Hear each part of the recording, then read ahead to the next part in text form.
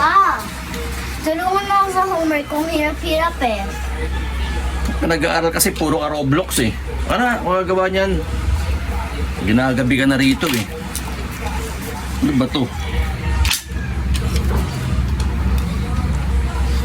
Orange is A. Color. B. Fruit. Parang gago yata tanong na to ah. Number 2. Ano ang English ng araw? A. Sun. B. Day. Nakupal yata ito. Ano ang English ng buwan? A. Moon. B. Month. Sino ba gumawa nito? Sabi mo sa teacher mo kung anong kalokohan yung pinaggagawa niya. Paano makasagutan to? Ano ang English ng bukas? A. Open. B. Tomorrow. Tangin na yun. Balik mo yan doon. Balik mo sa teacher mo. Sabihin mo siya mag-answer niyan ha. Huwag ako ha. Sabihin mo doon. Na ano ka. Ginagalot.